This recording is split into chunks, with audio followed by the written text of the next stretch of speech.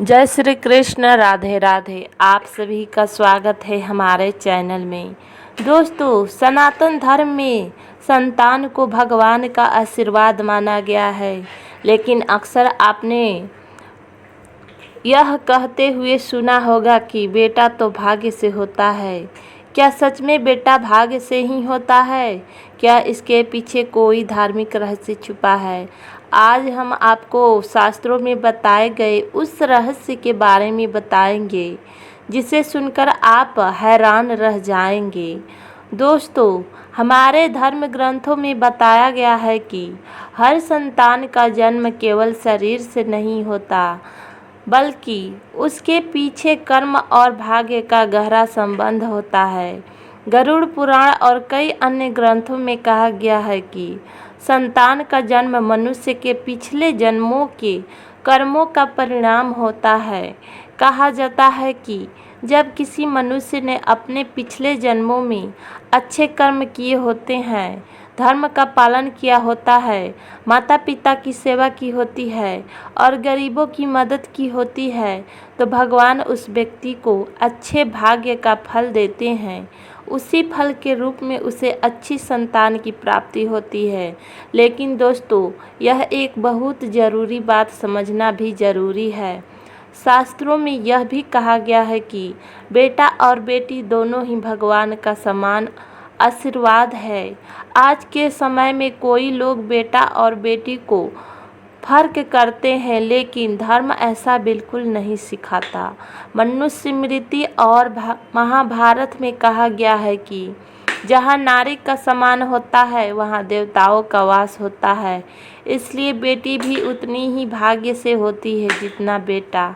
दोस्तों, पहले के समय में लोग यह मानते थे कि बेटा इसलिए ज़रूरी है क्योंकि वही पितरों का श्राद्ध और कर्म कांड करता है। लेकिन शास्त्रों में ऐसे कई उदाहरण भी मिलते हैं जहाँ बेटियों ने भी अपने माता पिता के सारे कर्तव्य निभाए।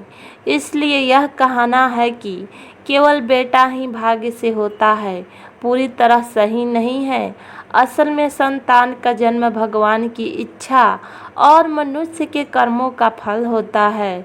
कहा जाता है कि जब किसी घर में बेटा जन्म लेता है, तो वह अपने साथ कुछ विशेष कर्मों का फल लेकर आता है, और जब बेटी जन्म लेती है तो वह उस घर में लक्ष्मी का रूप बनकर आती है। दोस्तों, रामायण में भी बताया गया है कि राजा जनक को जब माता सीता मिली तो उन्होंने उन्हें धरती की बेटी और लक्ष्मी का स्वरूप माना। इससे हमें यह सीख मिलती है कि हर संतान भगवान की अमूल्य देन है। अब सवाल यह उठता है कि क्या अच्छे कर्म करने से अच्छी संतान मिलती है? धर्म ग्रंथों के अनुसार हाँ। जो व्यक्ति सच्चे मन से भगवान की पूजा करता है, धर्म का पालन करता है और दूसरों का भला करता है, उसे भगवान संतान सुख का आशीर्वाद जरूर देते हैं। इसलिए पुराने समय में लोग कहते थे कि संतान भगवान की देन है और यह भाग्य से ही मिलती है। दोस्तों, हमें कभी भी बेटा और बेटी में भेदभाव नहीं करना चाहिए, क्योंकि भगवान जिस रूप में भी संतान देते हैं, वह हमारे लिए सबसे बड़ा आशीर्वाद होती है।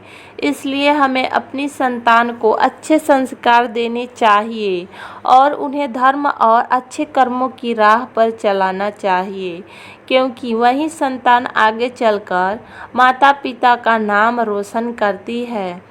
तो दोस्तों, अब आप समझ गए होंगे कि शास्त्रों के अनुसार संतान का जन्म केवल शरीर से नहीं, बल्कि कर्म और भाग्य से जुड़ा हुआ होता है। अगर आपको यह जानकारी अच्छी लगी हो तो वीडियो को लाइक करें और चैनल को ज़रूर सब्सक्राइब करें। धर्म और शास्त्रों से जुड़ी ऐसे ही रोचक जानकारी के लिए हमारे चैनल के साथ जुड़े रहें। धन्यवाद।